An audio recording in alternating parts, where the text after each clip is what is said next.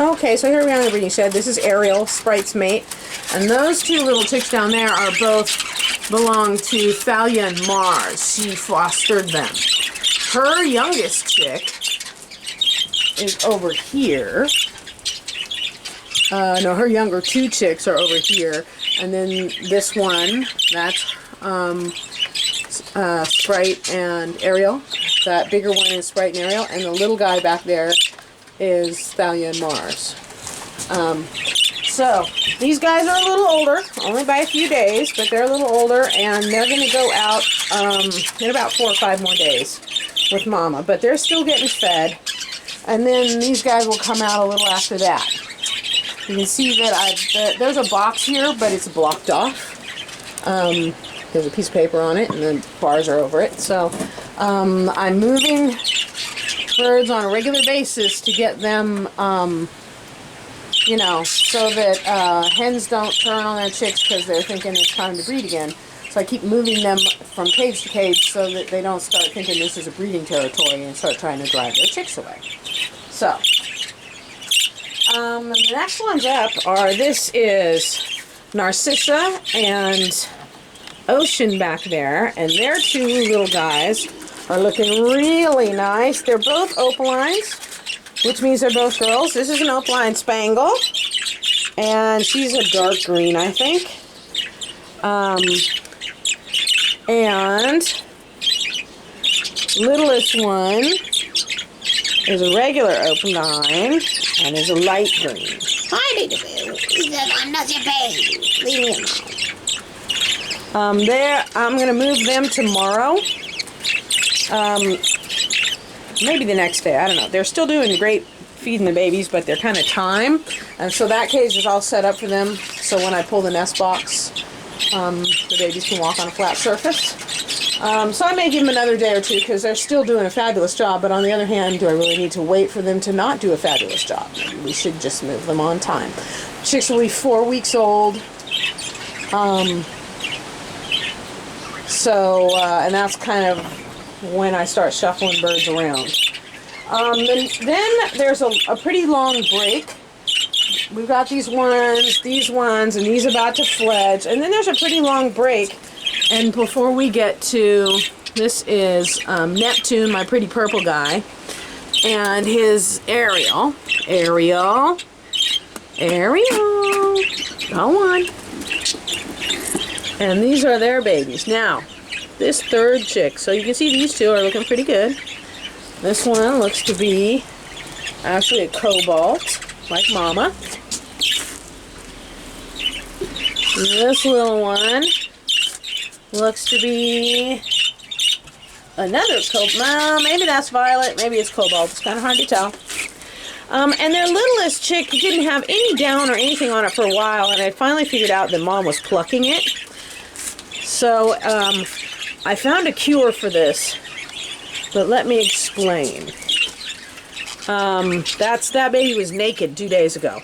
So there's 2 different kinds of plucking that hens will do to babies in the nest.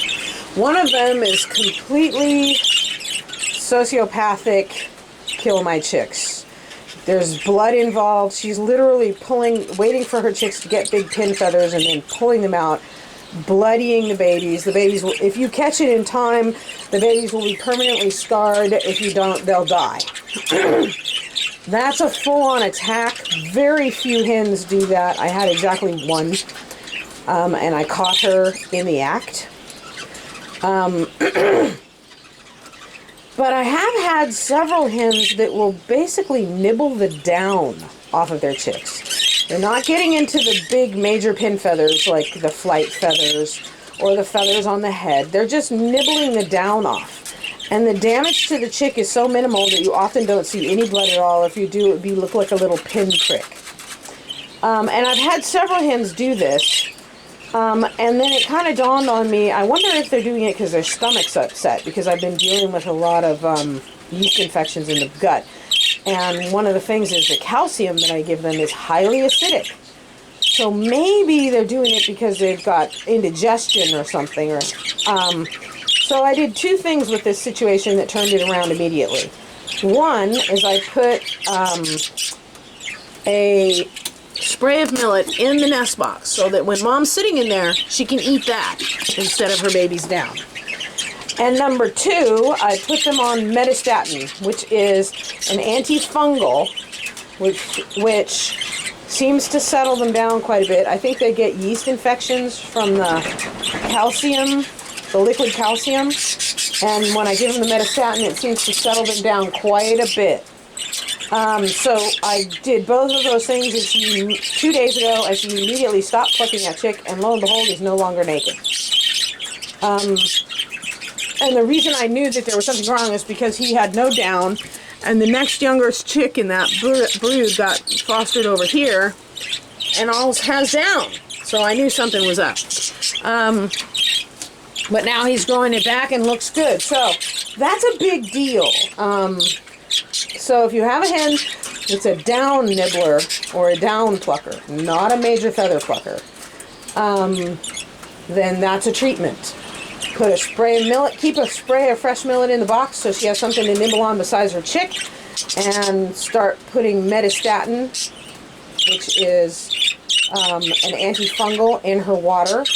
And you treat them for like 5 days, and it just stops it. So I really think they're doing the down nibbling because their stomachs are upset.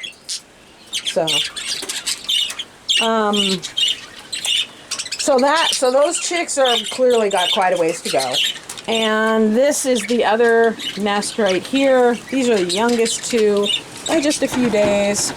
I banded the oldest one. I have only 2 more chicks to band. The oldest chick is Neptune and Athena's. The youngest chick is a pied. This is Haverty's daughter and Sky's son, and they did not produce any viable eggs this time. So they're just fostering these 2 babies. So yeah, that's what's going on. I have this group will fledge first. No, sorry. These guys will fledge first, or right about the same time as these guys. But they have another 5 or so days to go. These guys are moving over into a lined cage so the chicks can be out of the nest, and then they have about 10 days to go after that. And then I just have these little tinies left in the nests to get launched, and that will be it for the fall breeding season. Okay?